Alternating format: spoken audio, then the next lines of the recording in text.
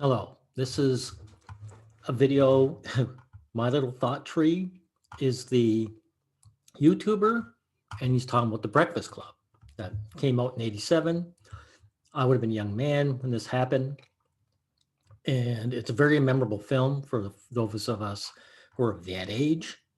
And it's all about these five young people that are all in detention in the weekend. They've all done something wrong, and they've bond over admitting what they did wrong. Now, let's listen to what Thought Tree has to say. Me. I don't like what I see. If you've not seen any of my previous videos, I'm a counsellor. I've been going through each of the characters in the Breakfast Club and kind of analysing them. Obviously, He's a counselor. Guess what? There's going to be a lot about gender dynamics in here. He's going to be in denial of them. So if he's a counselor, I really fear what's going to happen to any young man who goes to this guy for counseling. It better not be about a girl or his sex life. By the way, in this movie, there's 3 guys and 2 girls. Guess what? The girls get together with the guys at the end of the film. There's not enough girls to go around. So guess who gets left out? You see in the corner, Bender here up here, he's the bad boy. So he gets a girl. You see him with Claire there. The other one is Andrew. He gets together with Allison down here.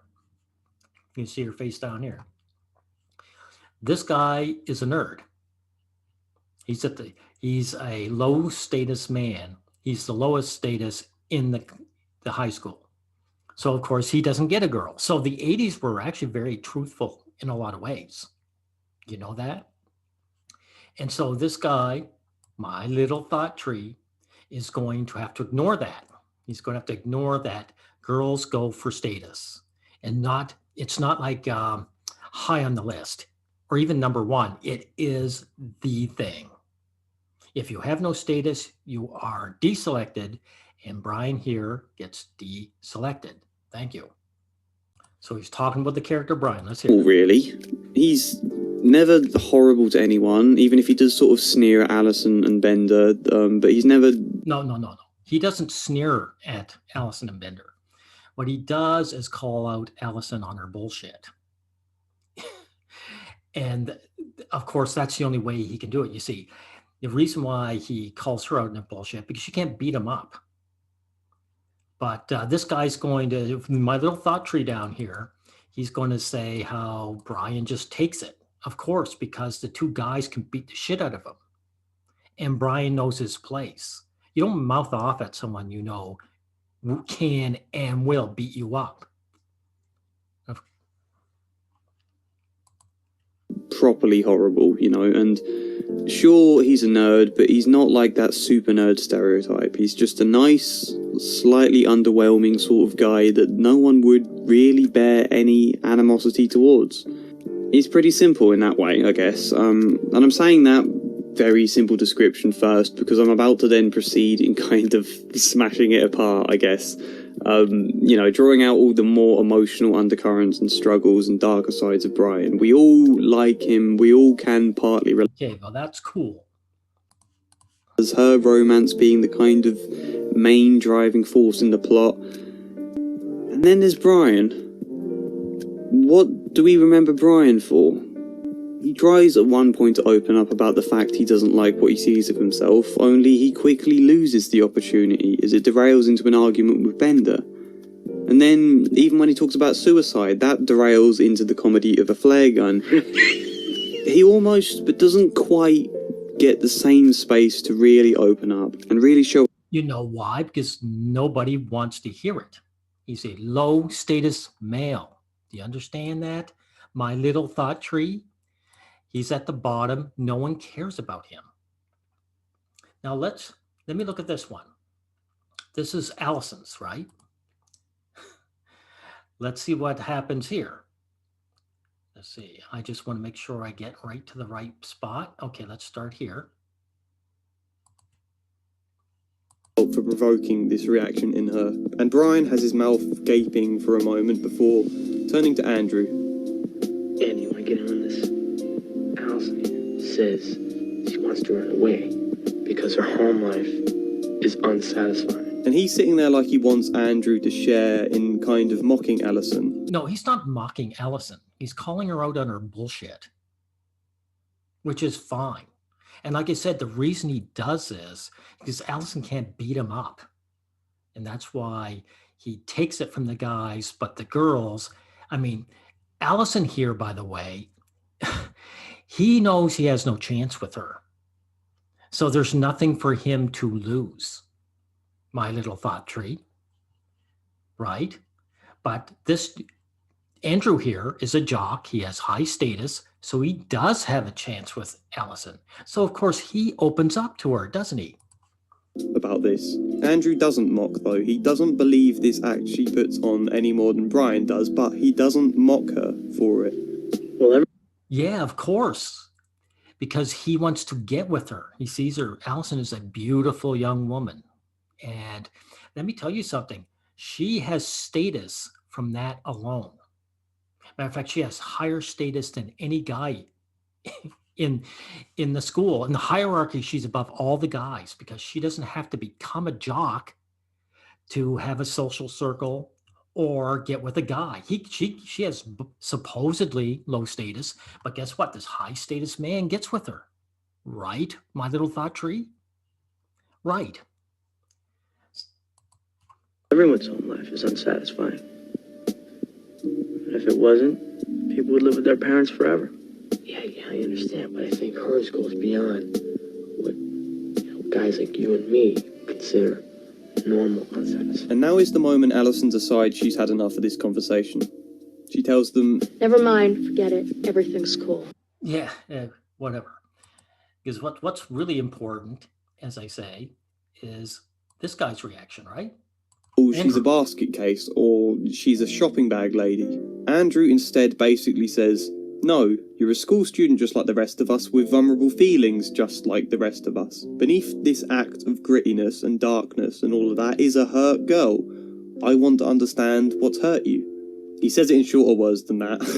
What's the deal? Allison can't handle this. You see, the only reason she got to open up as a closed off person is because Andrew here coaxed her, right? So why does Andrew coax her, but Brian, he doesn't give a shit about? My little thought tree. Because all of a sudden you have to compensate for why this guy, Andrew, opens up to, coaxes out Allison, but doesn't with Brian. What's the double standards about? I mean, we know what they are. I just said what they are. He wants to get with her. And Brian's just a loser he doesn't want to deal with. So Brian is different from all the other characters. Allison, Bender, and even Andrew, their school life is only bad because their home lives are bad. He's abused. He has a terrible home life. Allison's ignored. That's her home life. Brian, his home life isn't that bad. But if these guys, Allison, she could stop being a weirdo and open up to people and talk to them, and her school life would snap right back to normal, right? So if her home life healed over, her school life would improve. Brian's not going to be in that position. He's not in that position. His school life is bad because he is on the bottom rung. And so his home life doesn't have to be bad. His home life could improve and he would still be in trouble, wouldn't he? You know what happened? No, you know why? Spoilers. You know why Andrew is in detention? Because he beat up a guy just like Brian. You even said it, like the guy he beats up, Brian says, I know that guy. In other words, he's just like that guy. Right? So Brian's life is one where he has to keep his head down and be reasonable and hope people don't notice him. Yeah, so that's why he's the everyday man, my little thought tree. Really open up and really show us who he is in the same way as the other characters. These other Nor characters don't does he care. finish the film with any romance, and whilst Yeah, did you see that? Like I said, there it is. Here, let's see that characters, again. nor does That's right. Andrew was sexually attracted to Allison, and that's why he wanted her to open up. Bender was attracted to Claire, and that's why Andrew did it for Allison and Bender did it for Claire, and they ended up together. And that's why they're not doing it for what's his name here, Brian, right? or sometimes just chirping up with quick, jokey comments that aren't so much expressions of his own as they are remarks that play off other people's expressions. I wear the required uniform. Tights. Love his work. You know, he's kind of watching this conversation happen around him and finds a spot to chip in something small and then gets told half-jokingly to shut up. Shut up, Pee-wee. Shut up. Of course, none of these guys are going to give an opening to Brian. And that's why the whole movie, he naturally has this back seat, position. My little thought tree, that's why he does it. And that's why he never truly opens up in the end. Here's an important one too, my little thought tree. We see his little sister trying to wind him up in the way any younger sibling might, but we can sure as hell guess that if Brian reacted to her taunting in even the tiniest of ways, his parents would be on his case about how horrible he is and how he should be kinder and more. Yeah, parents make sure, they tell guys to know their place, whether it's the father or the mother. His sister is above him, not because she's younger, because she's female, he's male, and he's got to know his place. And that's why he takes her little tauntings. This is just a harmless child, nothing against that. It's just that if the parents are making sure, switch these genders. If there's a little brother giving his older sister a hard time, she'd give him a little quip before she laughed. She'd say, "Shut up, nerd," or whatever, fill in the gap, and it would be let go. But he knows his place. My little thought tree, the average guy that's like you too, is told his place from a very young age. So in many ways I'm not entirely sure. Maybe there's something I'm missing there, but he does very much have a fear of conflict, and he doesn't like the group being... Yeah, because these guys can beat him up. And he's known that from an early age. So that's why he's afraid of conflict. And the girls, even though they can't beat him up, they can spread rumors about him. All these guys are beneath the girls. Know it. In conflict, and he tries to heal the divides, and he's the one who's very much concerned about whether or not they'll be friends on Monday. He just wants to get... Of course he does, because he's the lowest guy in the totem pole. Everyone else has higher status. They have their inner circles. Even Bender has status as a bad boy. A bad boy, he is even better, I think, than the jock. They're just as likely to get laid, right? But so they don't need Brian. As you admitted yourself, they're very cold to him, or at very least lukewarm at best. So he actually wants to elevate himself by joining these other circles, right? Which in life is never always possible. But I suspect he unconsciously hopes that in trying to be submissive and positive and Not making yourself a better citizen. that they will all get along and he won't be so forgotten and left out of the group. And there is an innocence to all. He's submissive because he knows he can't speak out. That's a fact. Of this, which is unsurprising. There's a side to Brian that can be sort of like an innocent child, and it's possible his virginity plays into some of this in some small sense, at least in the way he views it. I mean, because obviously being a virgin does not matter or mean anything in the slightest, but we get the... You are an idiot, sir. At the very best, you're either ignorant or you're in denial. I suspect you are in denial. Virginity means very much. Girls have openly said they wouldn't touch a guy who's a virgin. So there's this a double-edged sword for a guy. It's not even double-edged sword. It's long. Let me think of the right term. Yes, it's a Kafka trap. The guy wants to get laid. Girls won't touch a guy who hasn't been laid yet. So he has to get laid in order to get laid. This is a fact. Women have said so. Not just girls, women. So all these guys, like, did you never not notice the only time guys talk about their virginity and when it's no longer around? My little thought tree. Do you deny reality? A guy might talk about his virginity when he says, well, yeah, 20 years ago I was a virgin, but I got over that, you know. 20 years ago I was a bad person, but I saw the light. You know, that would lower his status even further. Did you ever not notice, my little thought tree, that guys never come out and just say, yeah, I'm a virgin, you know. I never got laid. It's always a secret. It's always kept secret until they lose it, because there are real consequences for it. The sense it does matter to Brian. You know, he's very reluctant for Claire specifically to find out he's a virgin. There's probably something there about the levels of power and hierarchy where she's incredibly attractive. Claire would be the type to tell everybody about it. And then he would become a laughingstock, even though most of the guys in the high school are probably virgins. That's just how it works, my little thought tree. Attractive to him, and his low self-esteem, his insecurity about being a virgin, he doesn't feel... He's not insecure about being a virgin.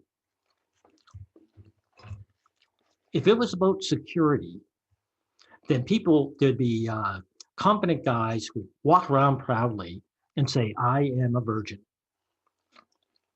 Nah, I didn't get laid last week, but maybe someday. Everyone knows in the school knows I am, but I don't mind. There's never been that guy ever. That guy does not exist. My little thought tree. People care. Guys care because they know there are actual consequences. It lowers their status. And they need status to get with the pretty girl. Do you understand? That's the way it is. So for you to say this, for you, a counselor, to say these kind of things, I mean, I really feel sorry for any young man that comes to you, because he's going to find himself in real trouble, because you're going to fill his ears full of this shit. You, my little thought tree, never came out and proudly said to people that you were a virgin when you were a virgin. And you know that no other guy ever did. So why are you trying to paint it as if it was something that there are, confident, mature men who do? Do you ever watch the movie 40-Year-Old Virgin? That 40-year-old virgin was 40 years old. Did he come right out and say that he was a virgin? No, the guys had to work it out of him. And that leads on to reality. That is how it goes. So if you were a virgin now, we would never hear about it. Do you understand? So you do not want to be truthful about gender dynamics. Here is another 80s film that was very honest. Money Can't Buy You Love. What's his name? Dempsey or whatever. This is in the 80s. The story, Money Can't Buy You Love, is this guy is a low status nerd, and he realized that if he paid the high status girl to pretend she was his girlfriend, his status would rise. And that's exactly what happened in that movie. He gave her money and said, just pretend we don't have to have sex. We'll break up at the end of it.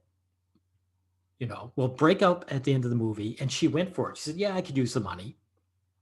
And he became somebody. He entered the jock's circle by doing so. He didn't even want the girl in this case because he knew he couldn't get the girl, right? So what he did was he paid this particular girl, the high status girl. And then when his status rise, they could part and he could get himself another girlfriend, an actual girlfriend. So this film was very truthful too.